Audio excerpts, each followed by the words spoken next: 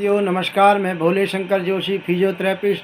आज पहले मैं आपको दिवाली की पूरे परिवार को हार्दिक शुभकामनाएं देने जा रहा हूं। मैं आज एक और नया टॉपिक लेके आया हूं।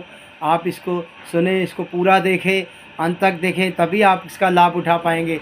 तो मेरे टॉपिक का नाम है स्नायु क्षति क्या है और उसके कारण बताऊँगा, और स्नायु क्षति के प्रकार और स्नायु क्षति की थोड़ा कुछ मरम्मत बताऊंगा किस तरह किया जाता है।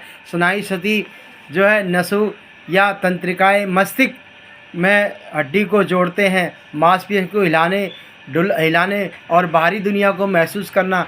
घुटनों में, टखनों में, कोहनी में और कहाँ जोड़ों में स्नायु होती है। स्नायु का कार्य अस्थि के साथ जोड़ने का कार्य करती है। तो साथियों, मैं अब इसके आपको क्षति होने का कारण बताने जा रहा हूँ।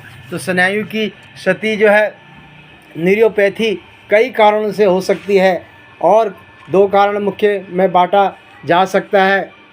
पहला जो है चोट लगती है, उससे भी स्नायु क्षति होती है। और दूसरा रोग है तेज़ धार वाले हथियार, जो तेज़ धार वाले हथियार होते हैं उससे भी क्षति होती है। कांच के टुकड़े आदि से स्नायु कट सकती है। शरीर के कई हाई वोल्टेज बिजली का प्रभाव स्नायु को जला सकता है। और उसके अलावा लंबे समय तक स्नायु पर पड़ा दबाव, जैसे कई समय से पड़ा हुआ है स्नायु पे, तो उसके रक्त प्रवाह रोक कर उससे क्षतिग्रस्त कर सकता है। तो बिना किसी चोट के स्नायु क्षति के मुख्य कारण संक्रमण से भी होता है, कि जैसे कुष्ठ, पोलियो, न्यूरोपैथीज और जहरीले पदार्थ का सेवन, जस्ता, आर्सेनिक आदि, ट्यूमर, मधुमेह आदि प्रमुख है। अब स्नायु के प्रकार बताने जा रहा हूँ। जब केवल एक स्नायु क्षतिग्रस्त होती है तो उसे मोनोन्यूरोपैथी कहते हैं। और हाथों में स्नायु जैसे अल्नर स्नायु, मीडियल स्नायु और रेडियल स्नायु, ये नाम इनके अलग अलग हैं। इंग्लिश में इनको अल्नर नर्व कहते हैं, मीडियल नर्व जो है कहते हैं, और रेडियल नर्व इसको कहते हैं इंग्लिश में। क्षतिग्रस्त होने के बाद हाथ की कलाई और कोहनी का हिस्सा जड़ हो जाता है, जबकि पैर की बहुधा क्षतिग्रस्त होने वाली स्नायु में सियाटिक स्नायु, साइटिका नर्व कहते हैं जिसको हम इंग्लिश में, और कॉमन पेरोनियल स्नायु, टिबियल स्नायु आदि प्रमुख है। कई बीमारी के संक्रमण के विषैले पदार्थ के सेवन के कारण और शरीर की बहुत सी सारी स्नायु एक साथ क्षतिग्रस्त हो जाती है, जिससे शरीर का एक बहुत बड़ा हिस्सा जड़ हो जाता है। उसे हम पहली न्यूरोपैथी कहा जाता है। और क्षति की तीव्रता के अनुसार स्नायु क्षति के 3 प्रकार होते हैं। एक तो न्यूरोप्रैक्टिसिया और स्नायु पर पड़े दबाव और कारण स्नायु के संचरण बंद हो जाता है, मगर स्नायु क्षतिग्रस्त नहीं होती।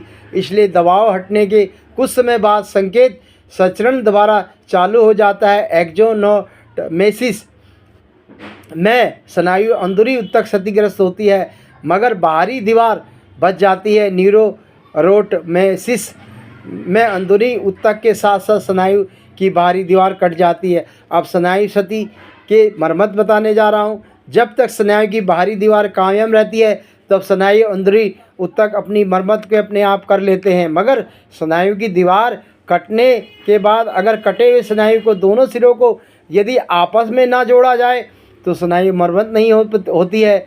और आजकल शल्य चिकित्सा की आधुनिक तकनीक माइक्रोस्कोप की मदद से कटे हुए स्नायु को एक एक तंतु को बड़ी बारीकी से जोड़ा दिया जाता है।